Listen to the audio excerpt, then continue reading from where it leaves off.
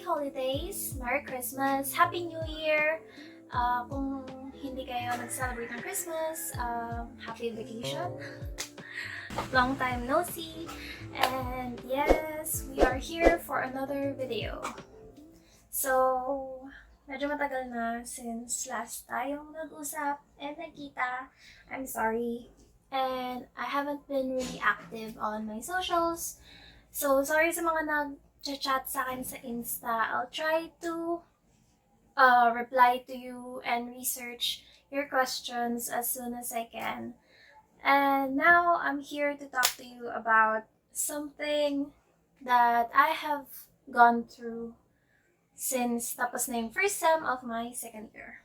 So, I got burnt out. I think it's pretty common right now to hear that phrase, especially since lahat tayo online classes. And it's frustrating, especially if you're a med student, since ang pangit sa feeling nang wala kang natututunan kasi lives will be dependent on us when we graduate and become doctors. So, according to the World Health Organization, burnout is an occupational phenomenon. It is not a diagnosis, so you can't be diagnosed with burnout. It is only an occupational phenomenon according to the International Classification of Diseases. So the ICD-11 states that burnout is a syndrome conceptualized as resulting from chronic workplace stress that has not been successfully managed. It is characterized by three dimensions: feelings of energy depletion or exhaustion, increased mental distance from one's job, or feelings of negativism or cynicism related to one's job, and reduced professional efficacy. So I experienced all of those things. And it's difficult kasi I'm also struggling with depression and anxiety. And I've been religiously taking my meds. I even have an alarm to take my meds every day. Pero sometimes it's not enough.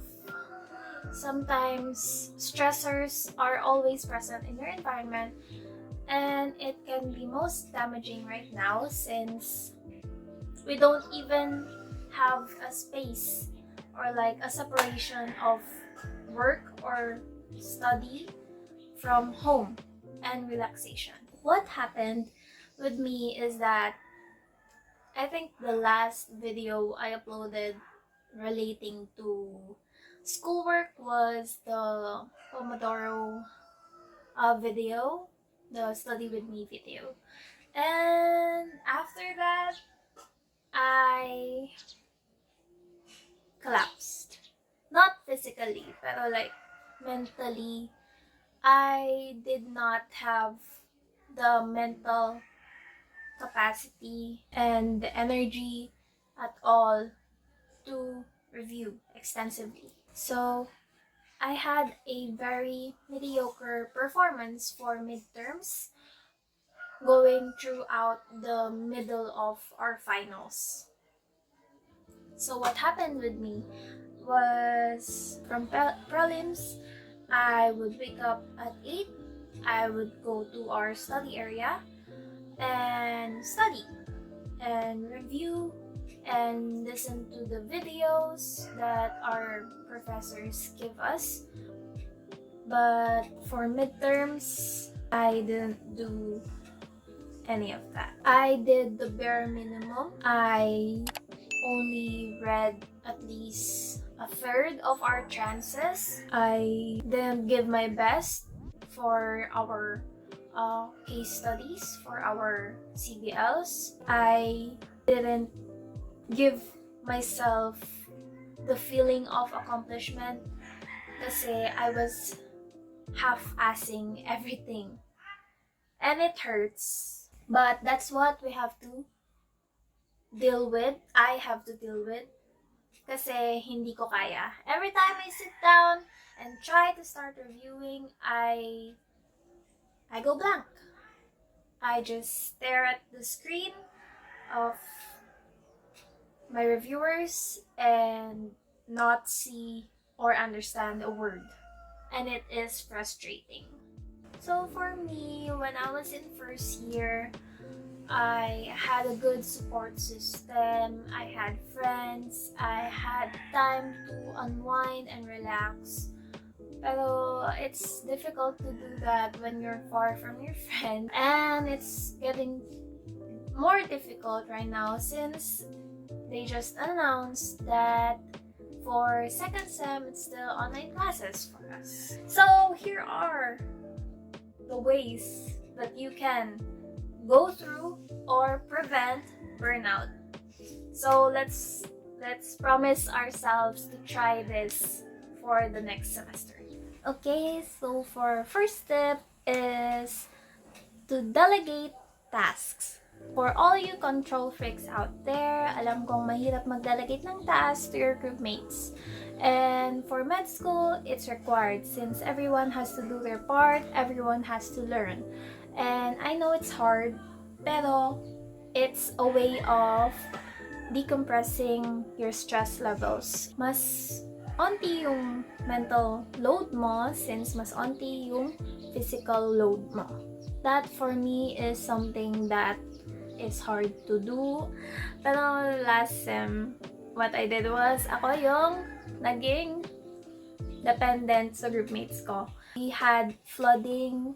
We didn't have electricity. We had water up to the first floor of our house, which was stressing again. And then after that, the school didn't even give us a chance to recuperate. Tuloy-tuloy yung exams namin. There were times na I didn't even know there were quizzes. And nagugulat na lang ako na sinabihan na lang ako na parang, pina-excuse na kita kay prof. Ganun parang, thank you, hindi ko nga alam eh. Kailangan pala akong excuse, yung mga ganon. So, that's another thing that I had to deal with ngayong sem. I think it also contributed to my burnout, which is frustrating. Next is, I know a lot of people don't do this, but for me, it's super effective, and that is to exercise. Even if it's just walking through your neighborhood and always wear a mask, pero walking through your neighborhood or doing chores or doing any type of physical activity actually can really help. It releases endorphins, it makes you feel good, it can help. So try. Alam ko nakakatamad, pero try at least. The next one is to manage your schedule.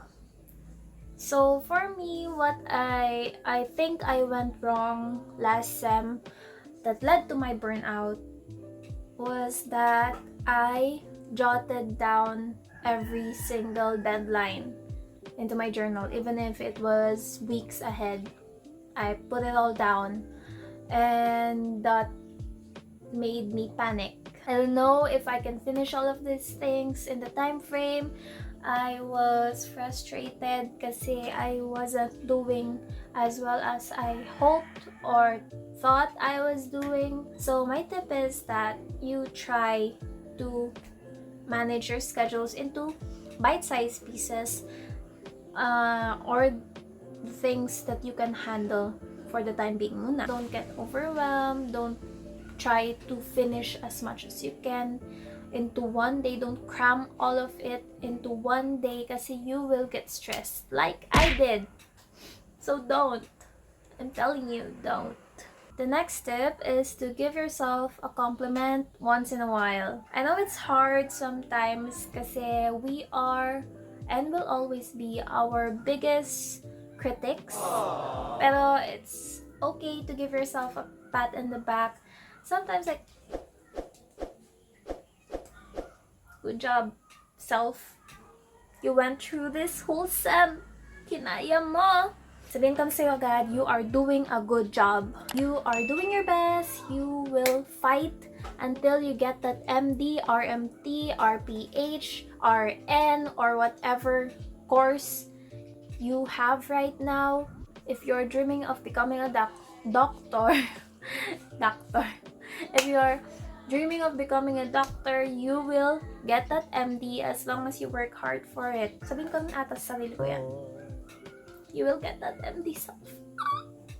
The next one is to have a self-reflection. So it's difficult sometimes to know what we can or cannot handle, to what we're feeling, or what is in the back of our heads, and what we actually want for ourselves if we don't take a pause and actually look inside of ourselves if this is what we want, if this is something that we are willing to fight for, if this stress is worth it. Yun yung tanong.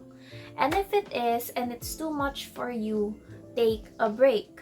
Know your limits. Yun lang yung sinasabi ng tip na to. Taking a break is not equal to failing. It's just a break. So don't consider it as a defeat. And the final tip that I have for you guys is to ask for help.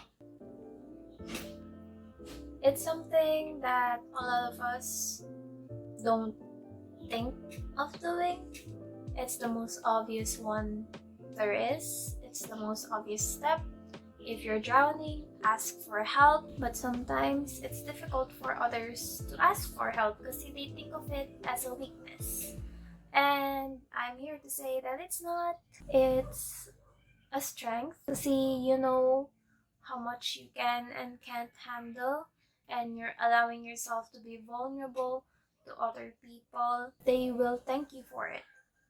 They will thank you for being honest with them, for trusting them, for asking for help. And as we all know, this past year there have been a lot of students who have committed suicide, and it's scary and it's hard. So let's look out for mental health.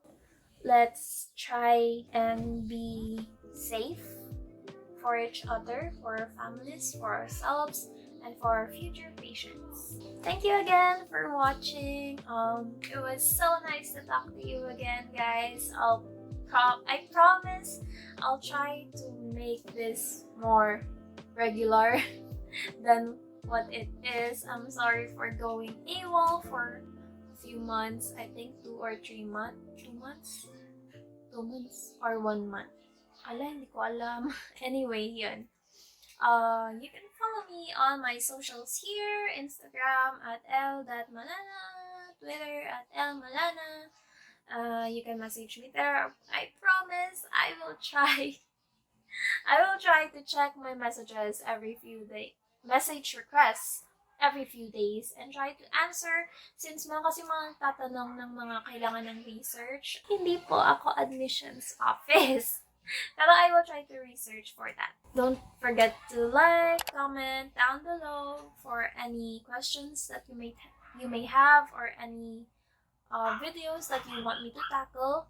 And then subscribe, please. Subscribe, please. Promise, hindi na ako mag-iiwal.